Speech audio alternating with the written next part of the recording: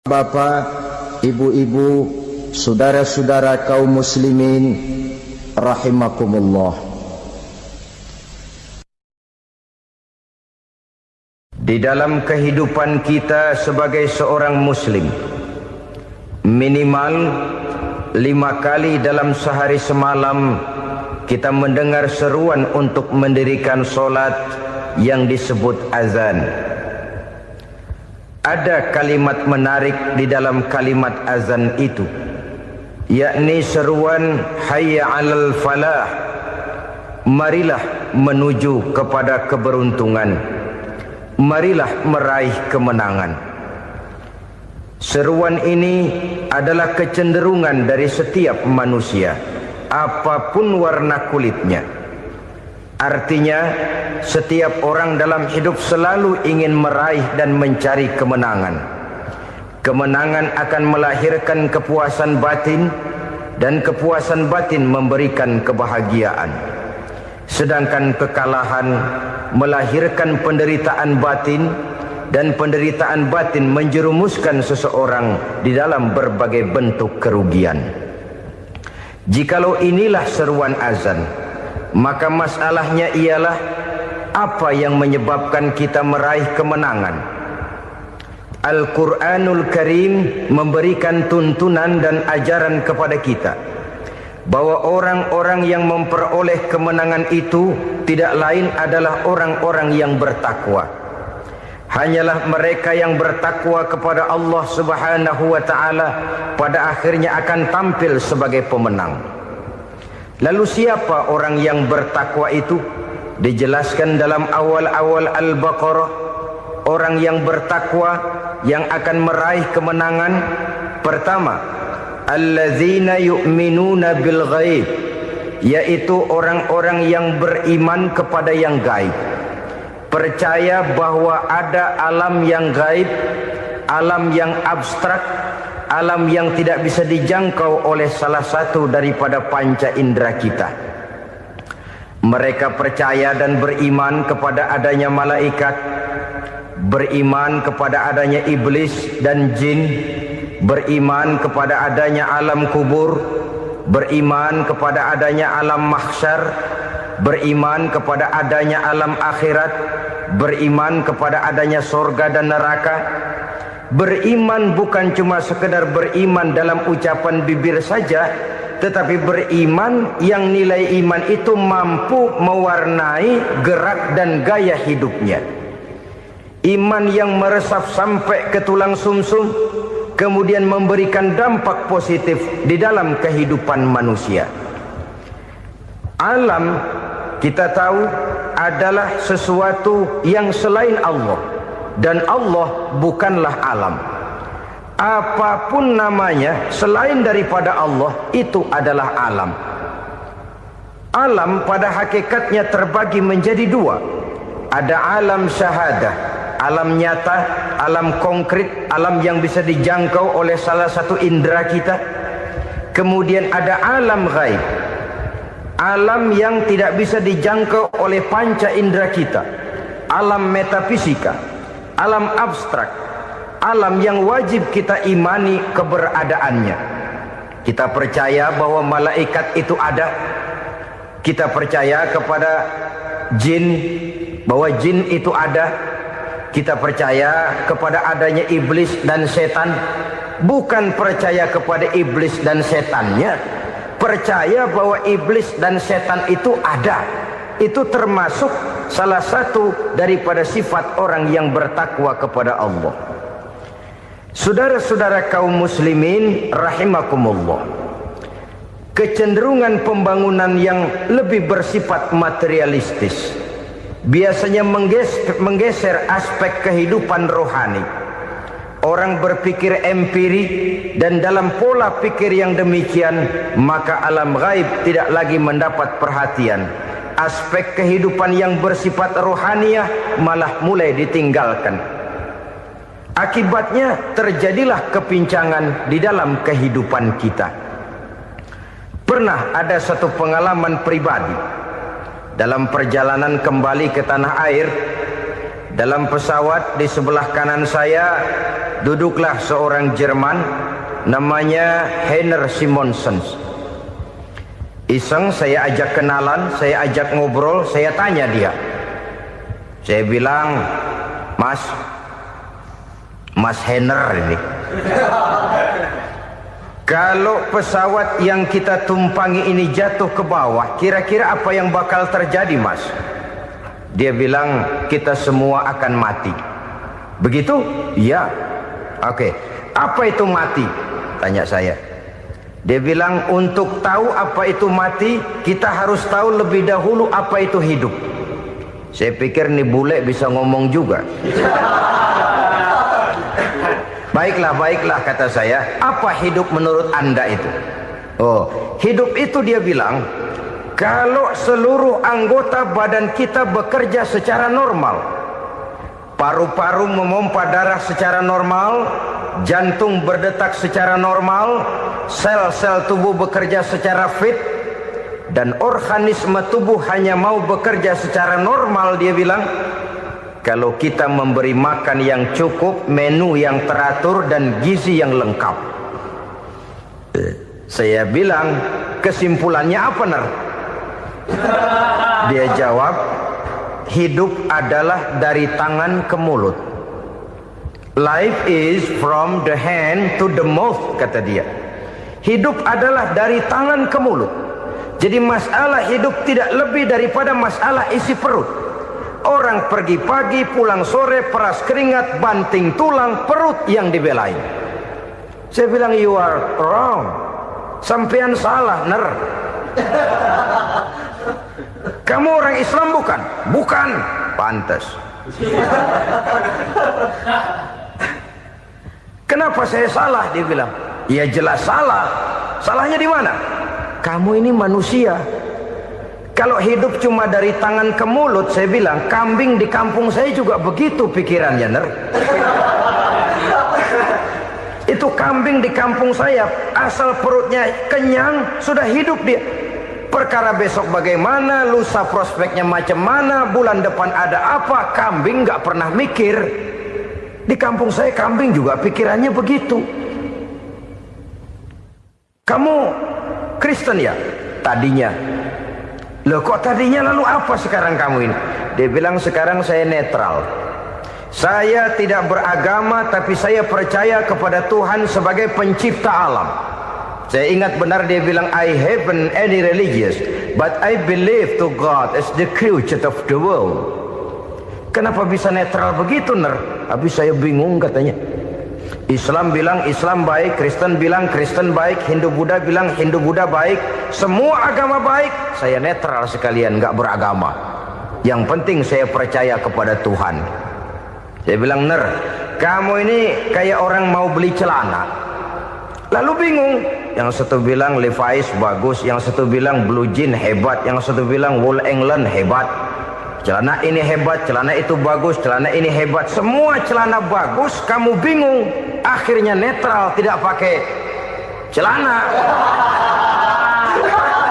Itu juga salah. Saya pikir-pikir, kemudian saya melihat bahwa dua pola berpikir Heiner ini nampaknya sudah mulai menggejala di lingkungan masyarakat bangsa kita. Disadari atau tidak, secara jujur kita harus berkata, dua pola pemikiran Heiner ini mulai berkembang di tengah masyarakat bangsa kita. Pertama, pola pikir materialisme. Hidup adalah dari tangan ke mulut. Masalah hidup tidak lebih masalah isi perut. Itu yang perlu dibela, dan disitulah arti kehidupan. Pergi pagi, pulang sore, peras keringat, banting tulang untuk mempertahankan perut. Kalau sudah kemari cara orang berpikir, maka buat apa percaya kepada yang gaib? Untuk apa sholat? Untuk apa puasa? Untuk apa zakat? Untuk apa menghadiri majelis taklim? Tanpa kepercayaan kepada yang gaib, hidup berjalan menurut alur empiris dan materialis. Kalau sudah ke sana cara orang berpikir, biasanya orang lalu cenderung menghalalkan segala cara. Hanyalah orang yang percaya bahwa akhirat ada, hanyalah orang yang percaya bahwa alam kubur itu ada, hanyalah orang yang percaya bahwa malaikat itu ada, hidupnya akan lebih terarah dan terkendali. Karena kepercayaan kepada yang gaib, yang merupakan fase daripada kehidupan setelah hidup yang sekarang ini, mewarnai gerak pribadi seseorang di dalam dia melakukan kegiatan hidupnya. Pola berpikir materialisme, disadari atau tidak, mulai menggejala di lingkungan masyarakat bangsa kita. Hidup tidak lebih dari urusan tangan ke mulut, mulut ke tangan, tangan ke mulut. Asal perut sudah kenyang, hiduplah sudah. Perkara bagaimana prospek hari yang akan datang, bagaimana akhirat, tidak jadi persoalan. Ini yang oleh Nabi diperingatkan, ad-dunya sijnul mu'min wa jannatul kafir. Dunia adalah penjara bagi orang beriman dan surga bagi orang kafir. Dulu di zaman Belanda hadis ini pernah disalah tafsirkan, disalah artikan, digunakan sebagai senjata untuk mengkebiri dan membuat impoten umat Islam. Sudahlah umat Islam gak usah macam-macam, kata Belanda. Dunia ini kan penjara buat orang Islam, surga buat orang kafir. Di penjara jangan bertingkah.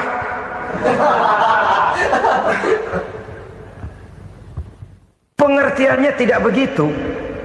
Dunia adalah penjara bagi orang mukmin. Artinya dalam kehidupan dunia seorang mukmin tidak bebas memperturutkan hawa nafsunya. Dipenjara hawa nafsunya. Sebaliknya surga bagi orang-orang kafir. Buat orang kafir surgalah dunia ini. Mereka bebas memperturutkan hawa nafsunya, dilarang tidak terlarang, dicegah pun tidak tercegah. Mereka hidup menurut alur bisikan nafsu mereka sendiri. Kemudian bila ajal datang, maut merenggut nyawa, selesailah surganya sampai di situ. Maka bagi orang-orang yang tidak percaya kepada adanya akhirat, kepada adanya alam gaib, surganya sebatas umurnya. Sekali lagi, surganya sebatas umurnya. Bila umur selesai, ajal pun datang merenggut nyawa, selesailah sudah surganya sampai di situ. Alangkah pendeknya perjalanan orang-orang yang tidak percaya kepada alam gaib ini. Bagi kita mukmin, jikalau kita mampu memenjarakan hawa nafsu, kita bisa bahagia di dunia ini. Dan Islam memang tidak menyuruh kita sengsara di dunia. Raih dunia, kejar dunia, gapai dunia sebagai alat untuk mencapai kebahagiaan di akhirat nanti. Hidup adalah satu perjalanan panjang yang terbentang sejak kita terlahir dari alam rahim sampai kepada alam akhirat nanti. Andai kata kita gagal meraih kebahagiaan di dunia, toh kita masih punya akhirat. Tapi jangan jadi dalil yang melemahkan semangat. Biarin dah kita di dunia kebelangsak, yang penting akhirat. Akhirnya dunia benar-benar kebelangsak. Bagaimana dunia ini bisa kita raih, dan bagaimana meraih dunia untuk menunjang kepentingan akhirat nanti. Yang kedua, dari pikiran Heiner yang saya lihat menggejala di lingkungan masyarakat bangsa kita, timbulnya manusia-manusia netral. Seolah-olah Tuhan yes, agama no. Sama Tuhan percaya, agama ogah. Tuhan ngangguk, giliran agama godeng. Padahal hampir dalam setiap ayat dalam Quran, kata-kata amanu biasanya bergandeng dengan wa amilus sholihat. Iman dan amal soleh. Ini sebagai isyarat Tuhan dan agama jangan pernah dipisah-pisah. Apabila kita bertuhan, maka kita harus beragama. Apabila kita beragama, maka agama itu harus bersumberkan dari Tuhan yang kita imani itu. Tidak mungkin kita pisah, Tuhan yes, agama no. Sama Tuhan percaya tapi agama bikin sendiri. Sembayangnya cukup bengong 2 jam madep ngulon.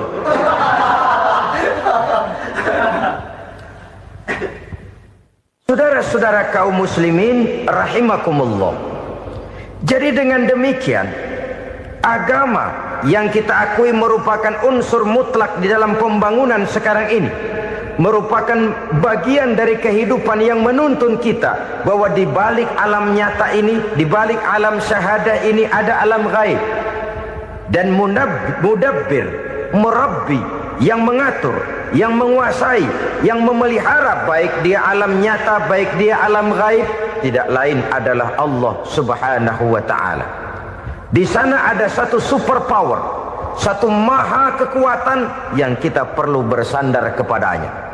Sebagai makhluk nyata yang hidup di alam nyata, berbuatlah secara nyata sebagaimana harusnya kita berbuat. Karena Islam jelas bukan agamanya orang pemalas. Islam jelas bukan agamanya orang yang mengajarkan setelah selesai sholat boleh duduk, nggelenggem ayam-ayam, ndelohom, menghitung bintang di langit sambil menunggu keajaiban. Tidak. Islam adalah agama yang mengajarkan apabila sholat sudah selesai kamu kerjakan, bertebaranlah di permukaan bumi, cari karunia Tuhanmu. Jangan hidup berpangku tangan menunggu keajaiban. Karena hidup bukan undian. Jangan berharap untung besar tanpa mau peras keringat. Tapi di sebalik itu toh kita juga harus yakin bahwa di sisi usaha nyata yang kita lakukan ada satu super power, satu maha kekuatan gaib yang menentukan berhasil dan tidaknya usaha kita. Kepercayaan kepada hal semacam inilah yang mendorong kita untuk mempunyai sandaran vertikal, agar jikalau usaha ini berhasil, kita tidak lupa diri dan lupa daratan. Jikalau usaha ini gagal, kita tidak putus asa dan buruk sangka, tidak cupik pandangan dan sempit hati, tapi mampu melihat persoalan dengan kacamata putih sambil husnuzon kepada Allah Subhanahu wa ta'ala. Kita percaya malaikat itu ada. Ada yang namanya Raqib dan Atid, mengawasi gerak hidup kita sampai kepada gerak hati kita. Ini memberikan sugesti agar kita berhati-hati. Tidak sejengkal tanah pun kita bisa berlindung dari pengawasan Raqib dan Atid. Ada Munkar Nakir yang akan menyoal kita di alam kubur. Ada malaikat Malik, penjaga neraka. Ada malaikat Ridwan yang menjaga surga. Kita percaya kepada adanya jin, kita percaya kepada adanya setan, iblis. Percaya kepada adanya, bukan mempercayai si setan, si iblis lalu menjadikannya sebagai teman. Tidak. Percaya bahwa mereka itu ada dan merupakan makhluk Allah yang gaib yang diciptakan Allah Azza wa Jalla. Kepercayaan kepada alam gaib memberikan motivasi terhadap gerak lahir manusia, sehingga dengan motivasi kepercayaan kepada yang gaib, gerak lahir jadi lebih terarah, jadi lebih terpelihara. Pernah seseorang bertanya, "Pak, apakah adanya akhirat bisa dibuktikan secara ilmiah?" Saya bilang tidak bisa, tidak bisa. Kenapa? Karena yang berangkat nggak pernah pulang kembali lagi. Kalau dia pulang kemari bisa kita tanya bagaimana enak di sono. Cuma secara moral saya katakan, lebih beruntung orang yang percaya kepada akhirat daripada yang tidak. Sekarang saudara percaya akhirat ada, lalu saudara baik-baik di dunia, sholat, puasa, zakat, menolong orang lain, menebarkan kebajikan. Saudara mati, andai kata akhirat tidak ada, toh dalam hidup saudara sudah berbuat baik. Paling tidak nama saudara akan dikenang sebagai orang baik. Sebaliknya, saudara percaya, kata saya, bahwa akhirat tidak ada, lalu hidup semau-maunya, tenggelam dalam maksiat dan munkarat, menentang Allah, tidak mau ruku dan sujud. Lalu saudara mati, kemudian akhirat ada. Ayo, mau apa? Bekal tidak punya. Jadi secara moral lebih beruntung orang yang percaya kepada adanya akhirat daripada yang tidak percaya. Dan itu alam gaib yang tidak bisa dibuktikan secara eksat. Jangankan untuk membuktikan seperti itu, dalam kehidupan sehari-hari saja yang kita rasakan tidak selalu berbentuk toh. Angin, bagaimana sih bentuknya angin? Kita tidak tahu. Merah, buktinya kalau dikerok merah. Yang merah itu kulit, yang kulit kita bukan anginnya. Sakit, rasa sakit itu ada, tapi bagaimana bentuk sakit kita nggak pernah tahu. Kalau kita makan cabai pedas, bagaimana bentuk pedas itu tidak ada, tapi rasa ada. Bentuk pedas hijau, cabenya bukan pedasnya. Tidak semua yang kita rasakan bisa kita gambarkan dalam bentuk yang konkret. Oleh karena itu, sekali lagi bahwa kepercayaan kepada alam yang gaib mampu memberikan satu sugesti yang menata kehidupan seseorang lebih lurus, lebih terarah, dan lebih terkendali. Maka wajar kalau kepercayaan kepada yang gaib mengantarkan seseorang untuk meraih kemenangan. Kenapa?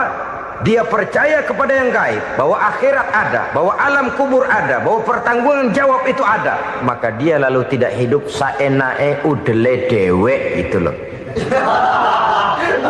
Tidak hidup menurut seleranya sendiri, terarah, teratur. Ini cirinya yang pertama. Orang bertakwa yang akan meraih kemenangan, mereka beriman, mereka percaya kepada yang gaib. Bahkan hal-hal konkret saja selalu berangkat dari yang gaib.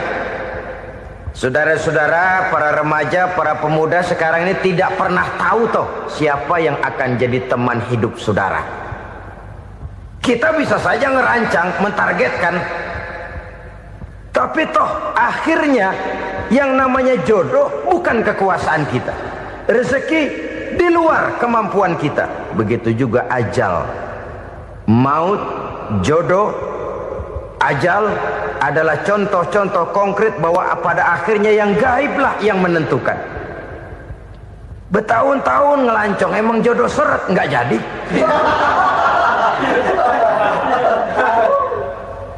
Begitu kenal baru setengah malam nginep ditangkap hansip kan. Hal-hal semacam itu kadang-kadang kita berpikir suuzon, gilet, perempuannya cakep banget, lakinya rebek amat. Memang begitulah jodohnya. Memang begitulah jodohnya. Saudara hadirin ma'asyiral muslimin yang saya hormati, jadi hal-hal yang konkret saja kita yakini sepenuhnya ditentukan oleh satu superpower yang gaib itu tadi. Dari sanalah segala ketentuan itu berangkat dan kesanalah segalanya akan kembali.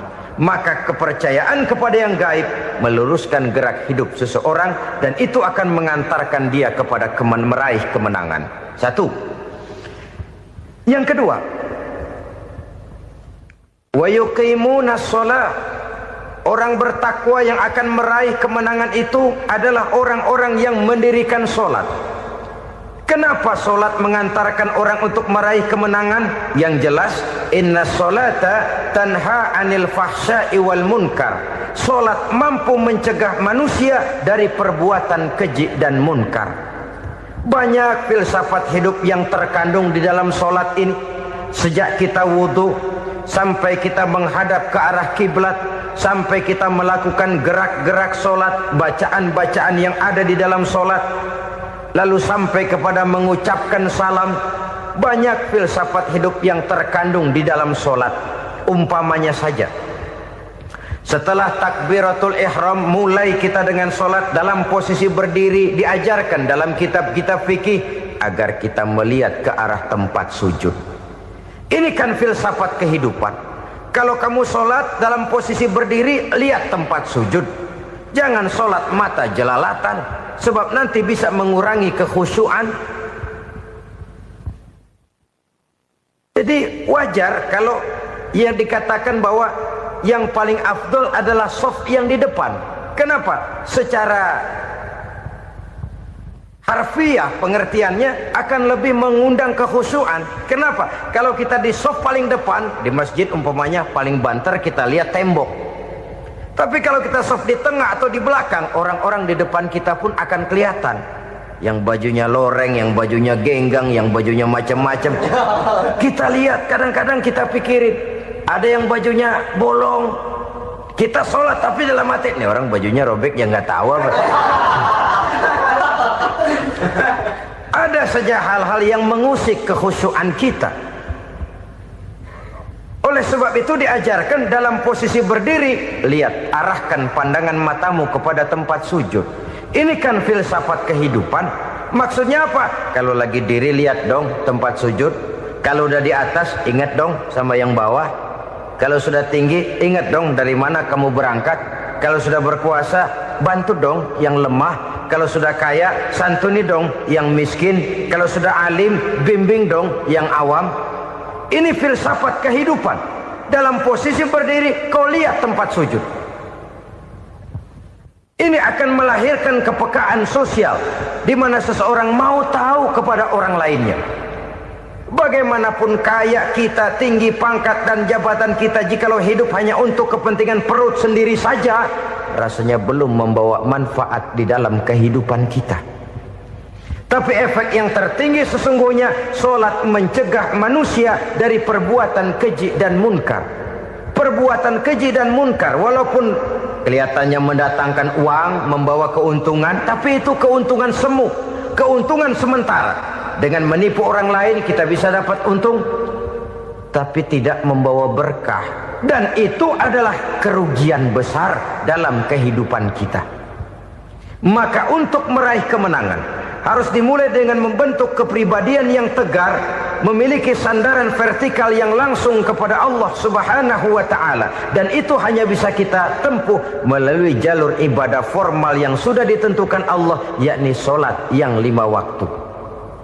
Untuk memperkuat itu ada solat-solat sunnah, rawatib, nawafil sebagai terminal-terminal kontrol cadangan untuk memelihara stabilitas temperatur batin di dalam kita berhubungan dengan zat yang maha gaib, yaitu Allah Subhanahu wa ta'ala. Orang sering bertanya, Pak, itu tetangga saya nggak sholat, duitnya nggak habis-habis, Pak. Nggak sholat tapi mobilnya tambah terus. Nggak sholat tapi usahanya makin maju. Tapi di sisi lain ada orang yang rajin sholat, rezekinya butak bener. Anaknya mana kurus, mana korengan. Saudara hadirin ma'asyiral muslimin rahimakumullah, harus saya katakan bahwa solat memang bukan untuk cari duit. Solat adalah sandaran vertikal kita kepada Allah. Sedangkan soal rezeki itu berkaitan dengan sifat Allah maha pengasih dan maha penyayang. Allah maha pengasih, siapapun dikasih kalau mau usaha. Allah maha penyayang, tidak semua orang disayang oleh Allah Azza wa Jalla. Dan belum tentu banyak harta itu merupakan nikmat. Mungkin juga istidraj. Artinya istidraj itu dikasih tapi diambulin, kalau bahasa Betawinya itu. Dikasih tapi diambulin, itu bukan merupakan nikmat sesungguhnya, lebih merupakan azab dari Allah Subhanahu wa ta'ala.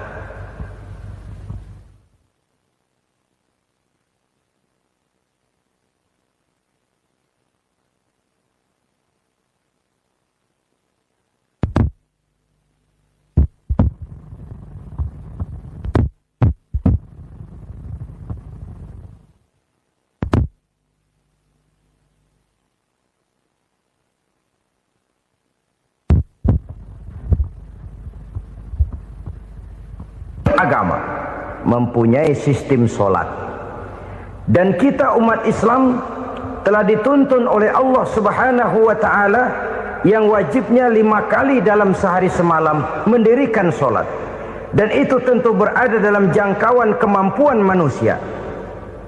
Pada awalnya barangkali kita memang merasa solat itu satu kewajiban, tapi semakin kita hayati makna, manfaat dan filsafat yang terkandung di dalam ajaran solat, semakin sampai kita kepada keyakinan bahwa solat adalah keperluan kita. Sehingga pada waktu tertentu dinilai puncaknya, kita tidak lagi akan berkata saya wajib solat, tapi kita akan berkata saya perlu solat. Kalau kita sudah merasakan itu adalah keperluan kita, nah di sanalah kita baru akan merasakan ruginya kalau hal itu tidak kita laksanakan. Sepanjang kita masih berkata saya wajib sholat, kita akan lebih merasakan dia sebagai beban ketimbang sebagai keperluan. Yang jelas Allah tidak memerlukan ibadah yang kita laksanakan ini. Dengan kata lain, andai kata satu dunia penuh ini orang tidak ada yang sholat satu pun, Allah tidak akan turun dari jabatan Tuhan.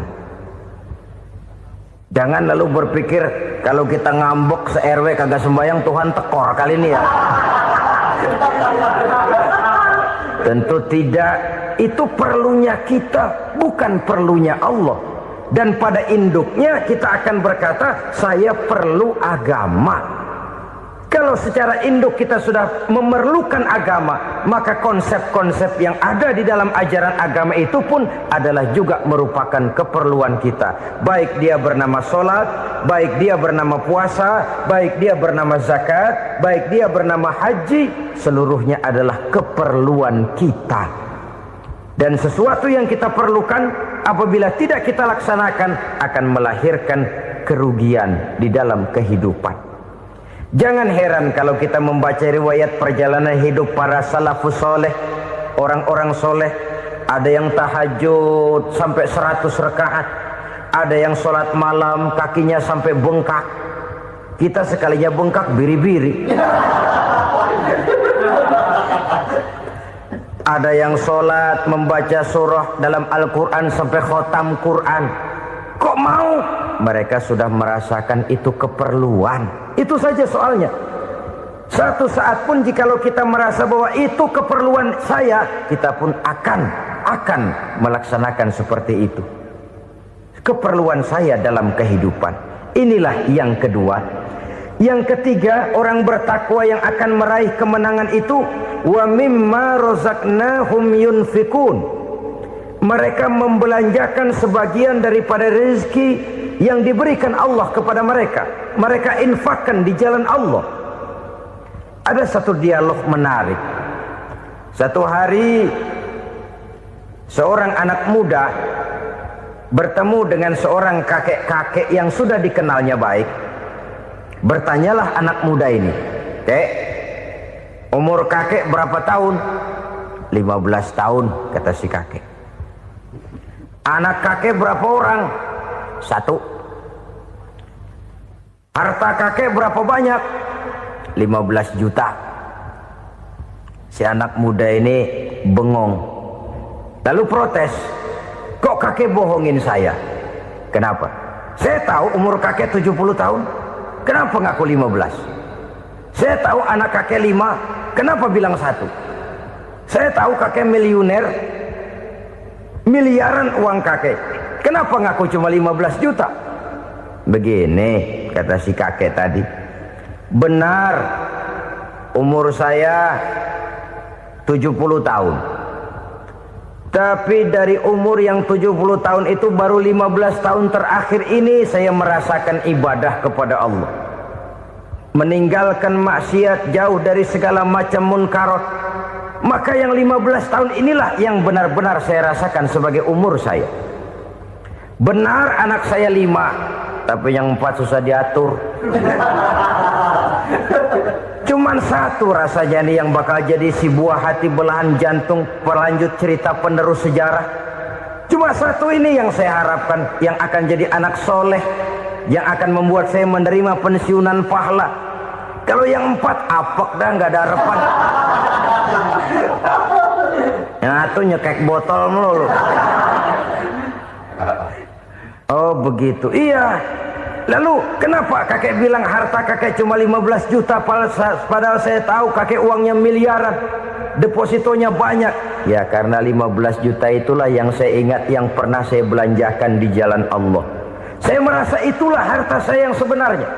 Yang miliaran yang saya simpan di bank kelak, kalau satu saat saya mati akan jadi rebutan di antara anak-anak saya.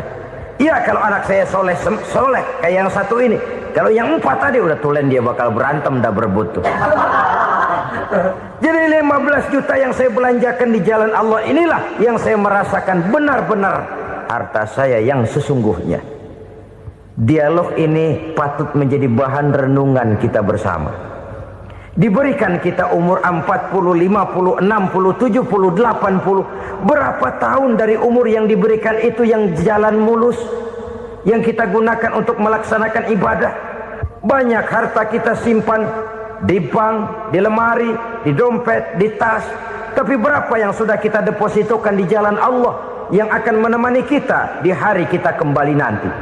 Maka orang bertakwa yang akan meraih kemenangan, wa mimma razaqnahum yunfikun, mereka membelanjakan sebagian dari rezeki yang diberikan Allah di jalan Allah subhanahu wa ta'ala.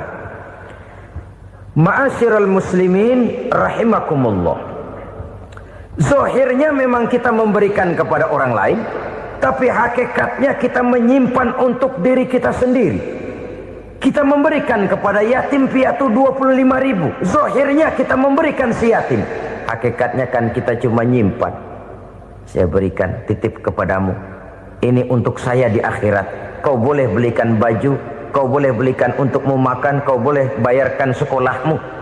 Ini untuk saya. Hakikatnya kita nyumbang masjid 1 juta, zahirnya kita berikan kepada panitia masjid, tapi hakikatnya kan cuma titip.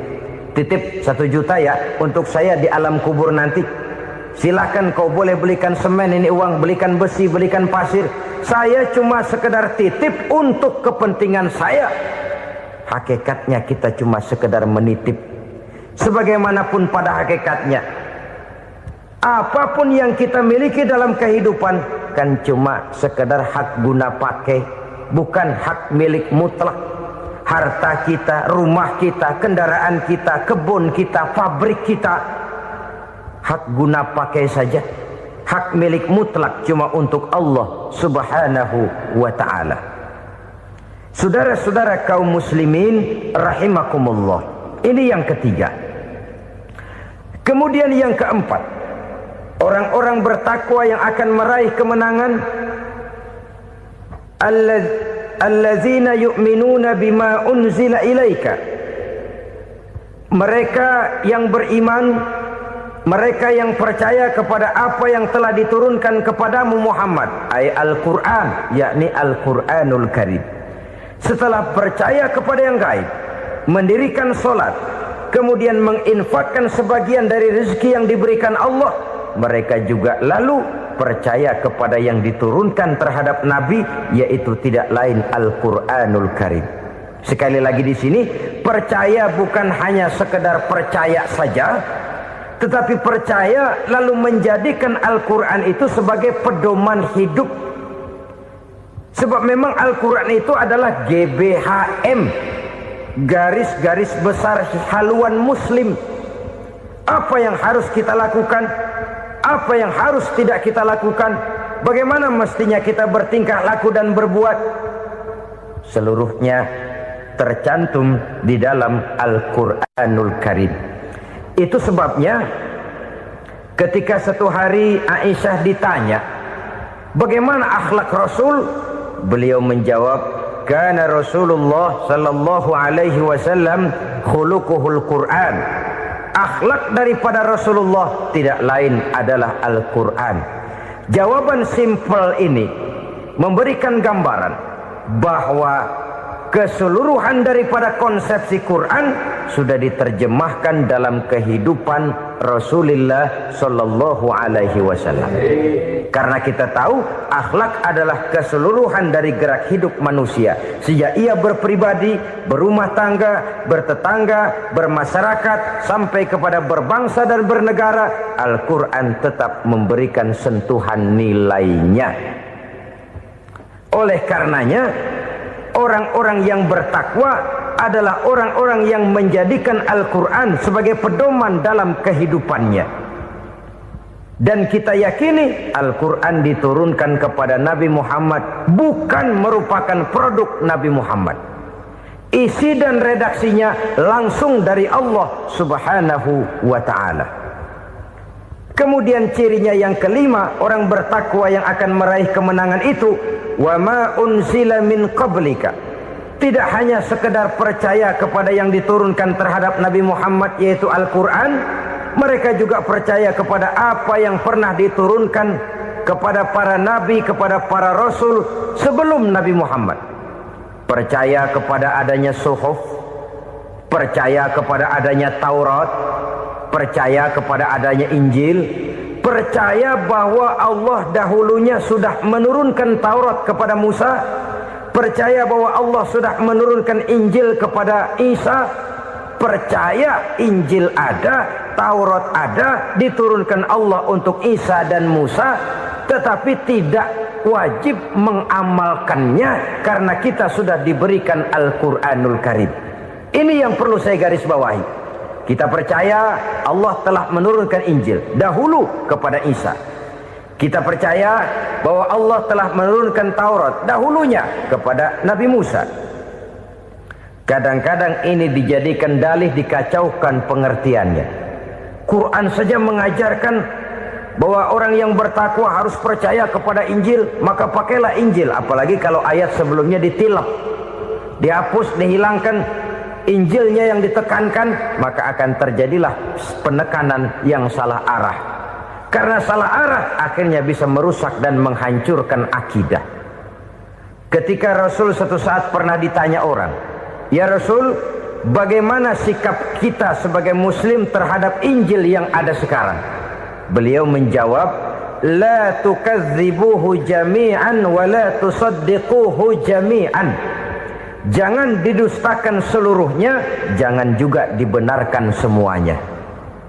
Artinya, ini sudah merupakan gambaran dari Rasul bahwa dalam Injil yang ada sekarang masih ada ajaran-ajaran tauhid yang dibawa oleh Nabi Isa dan diajarkan kepada umatnya.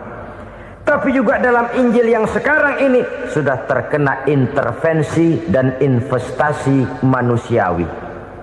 Karena itu Rasul menyimpulkan, la tukadzibuhu jami'an wa la tusaddiquhu jami'an. Jangan didustakan semua, jangan dibenarkan seluruhnya. Kita memang percaya Allah telah menurunkan Injil kepada Nabi Isa dulu, tapi kita tidak wajib mengamalkan Injil. Kita percaya Allah telah menurunkan Taurat kepada Nabi Musa, tapi kita tidak wajib mengamalkan kitab ajaran Taurat. Yang wajib kita percayai dan kita amalkan hanyalah Al-Quranul Karim.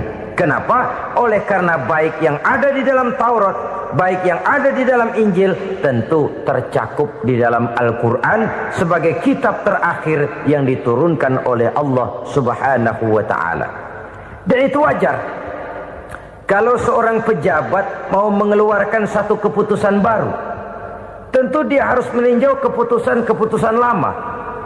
Andai kata dianggap tidak berlaku, dianggap tidak relevan lagi, maka keputusan-keputusan lama itu tentu sudah dianggap tidak berlaku. Sebagian daripada aturan-aturan dalam keputusan lama yang masih dianggap relevan tercantum dalam keputusan baru yang wajib diamalkan. Begitulah hubungannya antara Al-Quran, Taurat, Zabur, dan Injil. 4 kitab samawi yang diturunkan Allah masing-masing kepada Zabur untuk Nabi Daud, Taurat untuk Nabi Musa, dan Injil untuk Nabi Isa alaihi wassalatu wassalam. Ketiga-tiga kitab itu kita percayai adanya. Kita yakini Allah telah menurunkan Zabur, Taurat, dan Injil. Tapi kita tidak wajib mengamalkannya. Yang wajib kita mengamalkannya sekarang ini tidak lain hanyalah Al-Quranul Karim saja. Karena ia mencakup apa yang ada di dalam Zabur, apa yang ada di dalam Taurat, dan apa yang ada di dalam Injil. Keotentikannya bisa dipertanggungjawabkan. Ya, tapi kan Nabi Muhammad sudah mati 14 abad yang lalu, dan di zaman beliau Al-Quran kan belum dikodifikasikan, belum ditulis. Bagaimana keotentikannya bisa dipertanggungjawabkan? Mudah saja. Allah berjanji, "Inna nahnu nazzalna dzikra wa inna lahu lahafizun." Kami yang menurunkan Al-Quran dan kami yang akan menjaga dan memeliharanya. Allah turunkan Quran, Allah menjaganya. Bagaimana cara Allah menjaga Al-Quran itu? Banyaknya orang-orang yang hafaz Al-Quran. Hafaz Al-Quran 30 juz, 114 surah, 6.666 ayat. Sehingga jangankan satu kata, Jangankan satu ayat, satu kalimat saja berubah, sudah akan timbul reaksi dan mudah dimengerti. Kenapa? Banyak orang-orang yang hafaz Al-Quran. Sedangkan pada setiap akhir tahun biasanya malaikat Jibril selalu mengadakan checking terhadap ayat-ayat yang diturunkan pada waktu itu. Di zaman Nabi sendiri sudah ada usaha kodifikasi. Dan yang lebih luar biasa lagi, sampai hari ini tidak seorang pun mampu membuat satu ayat saja semacam Al-Quran. Ke bahasa manapun dia diterjemahkan, naskah aslinya tetap ikut. Rujukan dasarnya tetap ada. Berdasarkan itu, maka tidak mungkin terjadi penyelewengan terhadap atau pemalsuan terhadap ayat-ayat Al-Quranul Karim. Kesuciannya, keotentikannya, kemurniannya bisa dipertanggungjawabkan. Ma'asyiral muslimin rahimakumullah. Oleh karenanya, konsepsi dasar daripada ajaran Islam ini memang tidak lain adalah Al-Quran dan Sunnah. Isi daripada agama Islam yang merupakan iman, Islam dan ihsan, konsepsi dasarnya tidak lain adalah Al-Quran dan Sunnah Rasulullah Sallallahu Alaihi Wasallam. Maka yang kita perlukan sekarang ini adalah terjemahan Al-Quran di dalam kehidupan kita. Dengan demikian, maka gaya kehidupan yang lebih Qurani itulah yang kita dambakan. Kita perlu memang terjemahan Quran dalam bahasa Inggris, dalam bahasa Belanda, dalam bahasa Jepang, tapi yang lebih kita perlukan adalah terjemahan Quran di dalam kehidupan kita. Konsekuen, tidak memanipulasi, ringan sama kita jinjing, berat sama kita pikul. Jangan kalau lempengan ayat Quran itu kira-kira enak diamalin, keras teriakan kita. Giliran kira-kira ayat Quran itu mukul kepala kita sendiri, diam kita. Itu ciri yang pernah disindir Allah dalam awal-awal Baqarah juga. Ciri beragamanya orang yang munafik. Kullama adha'a lahum masyawfi, kata Allah. Wa iza azlama alaihim qamu. Apabila terang mereka jalan, apabila gelap mereka berhenti. Artinya, kalau kira-kira di Islam nguntungin, rame-rame pada teriak Islam. Tapi ketika diminta untuk berjuang, ketika dituntut untuk berkorban, rame-rame mengundurkan diri. Nasib agama tidak ubahnya seperti daun pisang yang dikait orang di tepi jalan lantaran tak berpayung di ketika hari hujan. Manakala hujan usailah sudah, daun itu pun dicampakkan di tepi jalan, diinjak pula orang nan lalu. Artinya, orang menjadikan agama cuma sebagai lipstick, decoration only, tidak konsekuen. Hanya pada saat-saat kelihatannya Islam membawa keuntungan, rame-rame orang teriak-teriak tentang Islam. Tapi jikalau diminta berjuang, jikalau dituntut untuk berkorban, biasanya rame-rame juga mengundurkan diri. Jangan heran kalau mayoritas hitungan kita, tapi minoritas peranan kita. Kuantitas kita dalam jumlah, tapi dalam kualitas kita lebih sering jadi penonton daripada jadi pemain. Padahal itu sangat tidak boleh terjadi. Umat Islam di Indonesia harus bangkit. Umat Islam di Indonesia harus sadar akan keberadaannya. Tidak boleh hanya jadi penonton berpangku tangan. Karena memang agama kita juga mengajarkan untuk konsekuen di dalam menjabarkan ajaran-ajaran daripada agama kita. Kita sering menjadi jatuh menjadi umat yang lemah oleh karena kita ini tidak pandai menggalang kebersamaan yang diakibatkan tidak konsekuennya kita. Diistilahkan bahwa umat Islam di dalam menggalang kebersamaannya itu harus seperti orang main sepak bola. Saudara-saudara kan tahu orang main sepak bola itu. Orang main sepak bola, kalau pertandingan belum dimulai sih silakan saja kumpul di luar lapangan, atur strategi yang baik. Tapi kalau pertandingan sudah dimulai, turun ke lapangan hijau, jangan kumpul terus. Ada sepak bola gotong royong, mundur-mundur rame-rame, depan ke depan kumpul melulu mainnya. Kalah. Orang main sepak bola itu ya harus ada penyerang tengah, Harus ada penjaga gawang, harus ada strikernya, harus ada kiri luarnya, kanan dalamnya yang jadi backnya. Posisi boleh bermacam-macam, tapi yang penting saling ngoper untuk menggolkan gawang lawan. Begitulah umat Islam ini. Boleh ada yang jadi pejabat, boleh ada yang jadi pengusaha, boleh ada yang jadi petani, silakan ada yang jadi seniman, ada yang jadi penyair, ada yang jadi artis sekalipun. Tapi kalau sudah berhasil menguasai bola, jangan lupa operannya. Operan itu yang langka. Kita ini muslim kadang-kadang kalau sudah memegang menguasai bola, kalau belum mau mampus, belum mau ngoper. Nanti kalau sudah nggak punya bola, baru mau ngoper. Kalau sudah dengar-dengar mau dekat pensiun, baru mau jihad, baru mau berjuang, baru mau ngurus pesantren. Tanda tangan sudah tidak laku, memo sudah tidak dihargai, baru mau berjuang. Kemarin kemana mas?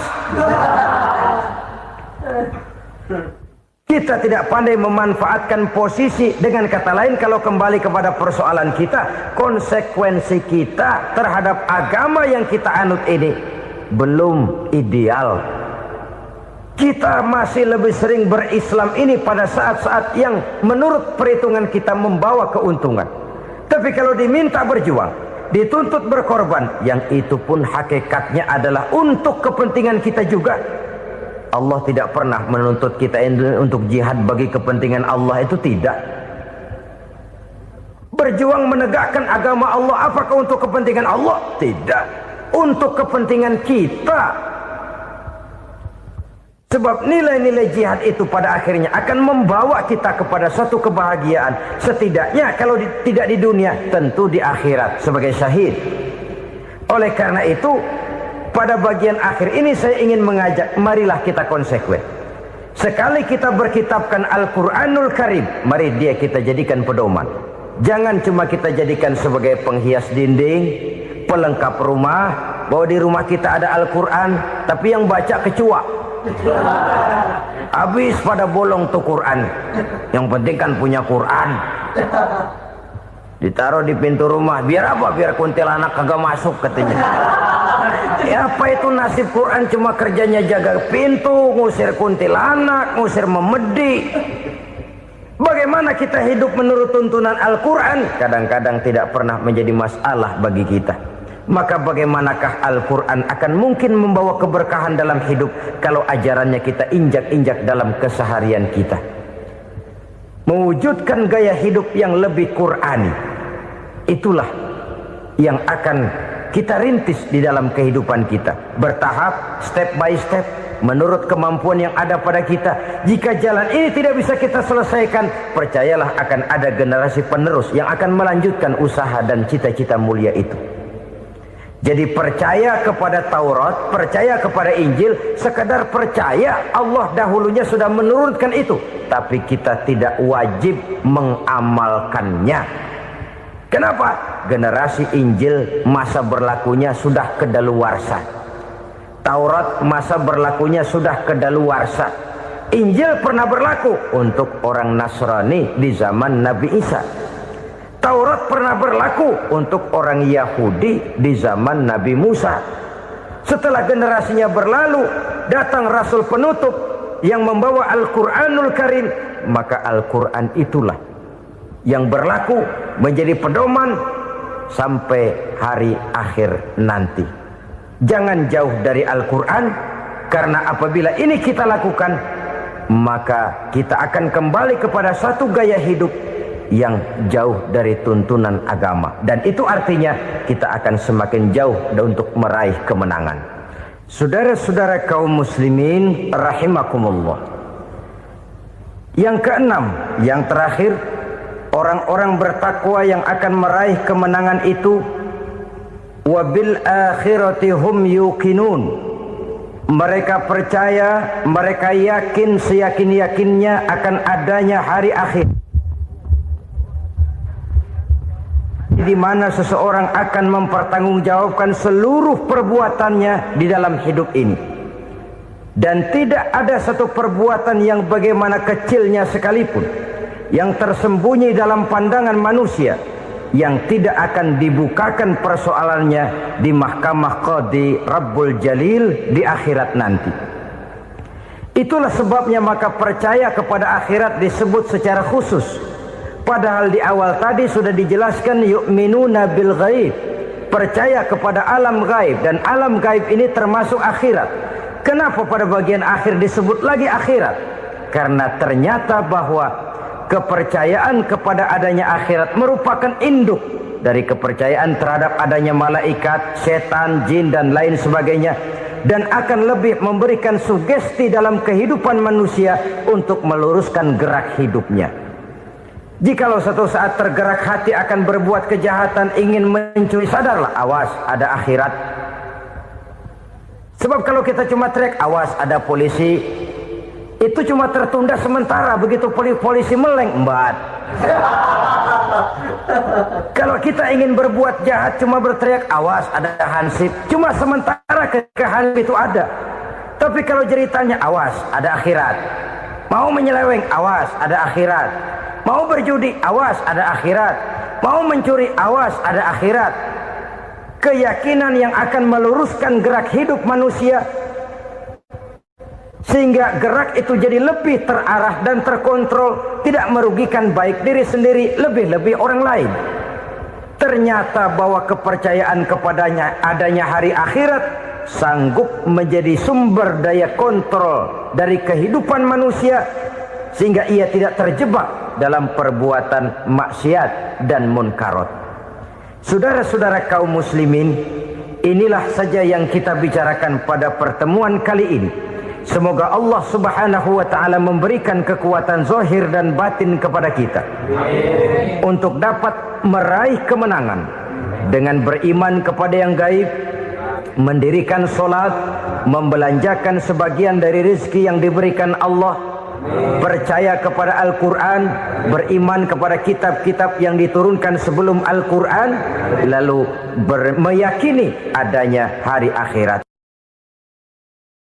7 macam perkara yang merusak akidah dan keimanan, merusak amal perbuatan yang sudah kita kerjakan, merusak sendi-sendi kehidupan sosial, pendek kata merusak segala hal di dalam kehidupan kita. Jauhilah olehmu 7 macam perkara yang merusak. Yang pertama, asyirku billah, menyekutukan Allah subhanahu wa ta'ala. Agama dimulai dari keyakinan, maka kehancuran agama selalu dimulai dari kehancuran keyakinan, iman atau akidah yang dimiliki oleh seseorang. Dan untuk menghancurkan nilai-nilai iman yang kita miliki ini, orang rasanya tidak akan menghantam kita dengan peluru kendali. Orang tidak akan mengirimkan nuklir ke sini. Orang tidak juga akan mengirimkan satuan militernya ke sini. Untuk menghancurkan nilai-nilai iman, dibanjiri kita dengan paham-paham yang merusak dan mendangkalkan akidah. Baik ia bernama materialisme, baik ia bernama sekularisme, baik ia bernama banjirnya maksiat dan munkarat, baik ia bernama banjirnya peradaban dan kebudayaan yang menghancurkan moral daripada anak-anak kita, sedikit demi sedikit melenturkan dan melunturkan nilai-nilai keimanan kita, untuk kemudian pada waktunya nilai iman itu akan bertukar dan berganti menjadi nilai syirik kepada Allah subhanahu wa ta'ala. Atau pada sisi lain, menjadikan yang selain Allah sebagai tujuan akhir daripada kehidupan kita. Sedangkan kita sama-sama maklum bahwa di dalam pandangan agama Islam, dosa yang tidak berampun, dosa yang terbesar, termasuk dalam kategori bapak moyangnya dosa, tidak lain adalah syirik, yakni menyekutukan Allah subhanahu wa ta'ala. Pola penghancuran iman ini memang berstrategi. Ditawarkan kita kepada paham materialisme, paham kebendaan, di mana otak menempati urutan sebagai ranking pertama, Tuhan jatuh pada urutan kedua. Lalu menyusul kepada paham sekularisme, Allah dipisahkan dari seluruh kegiatan hidup ini, untuk pada gilirannya menjadikan yang selain Allah sebagai tujuan akhir daripada seluruh kegiatan hidup kita. Oleh karenanya, kewajiban menjaga nilai-nilai iman ini merupakan kewajiban yang mulia tetapi berat, tidak hanya untuk kita, tetapi juga bagaimana mewariskannya kepada anak-anak kita, generasi yang akan datang. Orang-orang tua bijaksana yang diceritakan di dalam Al-Quran, kalau sudah berpikir tentang anak-anaknya, pertanyaan yang paling mereka risaukan ialah, ma ta'buduna min ba'di. Anakku, kalau pada satu saat aku, ayahmu sudah tidak ada lagi di dunia ini, meninggalkan kamu semua, ma ta'buduna min ba'di, apa yang akan kamu sembah nak? Jikalau sekarang ayahmu masih mau ke masjid, masih mau melakukan rukuk dan sujud, masih beribadah menyembah Allah Subhanahu wa ta'ala, kalau orang tuamu sudah tidak ada, ma ta'buduna min ba'di, masihkah engkau mau datang ke masjid? Masihkah engkau mau rukuk dan sujud? Masihkah engkau mau menyembah Allah Subhanahu wa ta'ala? Pertanyaan ini yang dipikirkan oleh Nabi Yakub kepada putra-putranya. Pertanyaan ini yang diteruskan oleh Nabi Ibrahim kepada anak-anaknya. Pertanyaan ini yang diwariskan oleh generasi ulama salafus saleh kepada para generasi berikutnya. Bagaimana kita generasi sekarang? Kita orang-orang tua sekarang bukan berfikir ma ta'buduna min ba'di, malah yang kita fikirkan ma ta'kuluna min ba'di. Kalau bapak tidak ada nanti kamu makan apa nak? Perkara kamu nyembah apa, urusan nomor 18. Yang penting kamu nanti hidup bisa makan nak. Maka kita sibuk mewariskan harta kepada anak-anak kita. Kita sibuk mewariskan kebun dan tanah kepada anak-anak kita. Kita sibuk mewariskan pabrik kepada anak-anak kita, sementara kita lupa mewariskan intan yang paling mahal, mewariskan mutiara yang paling berharga, yaitu nilai iman kepada Allah Subhanahu wa ta'ala. Alangkah baiknya apabila warisan harta, warisan tanah dan kebun, warisan rumah dan pabrik didasari lebih dahulu dengan mewariskan nilai iman kepada Allah Subhanahu wa ta'ala. Sebagai orang-orang tua, kita boleh bersedih kalau anak kita tidak mengerti komputer.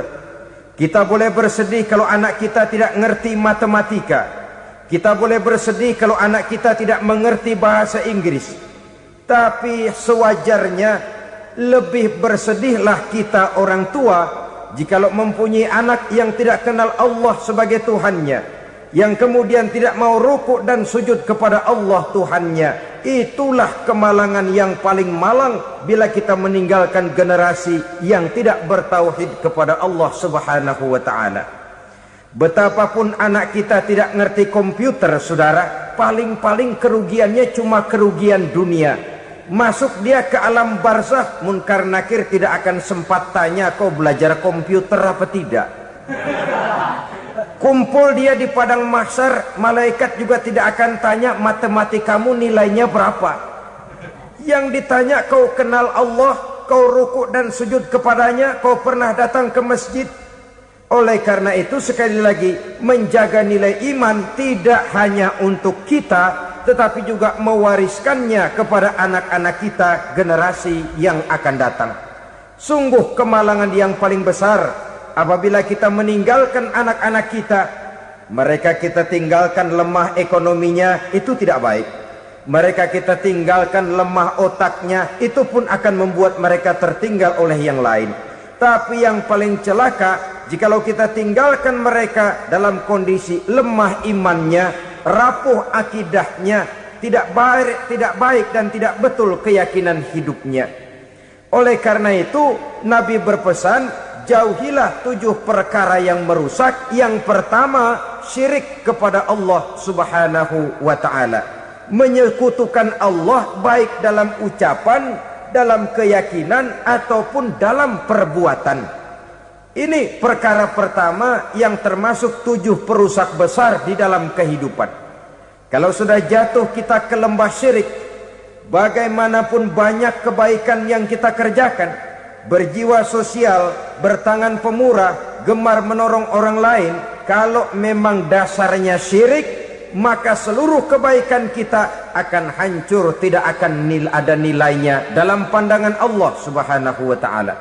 Dalam pandangan manusia mungkin kita dicatat sebagai orang sosial, gemar menolong orang lain, tidak berpangku tangan melihat orang yang mendapat kesulitan, tapi oleh karena dasarnya syirik, dasarnya tidak mentauhidkan Allah, maka seluruh nilai kebaikan yang kita kerjakan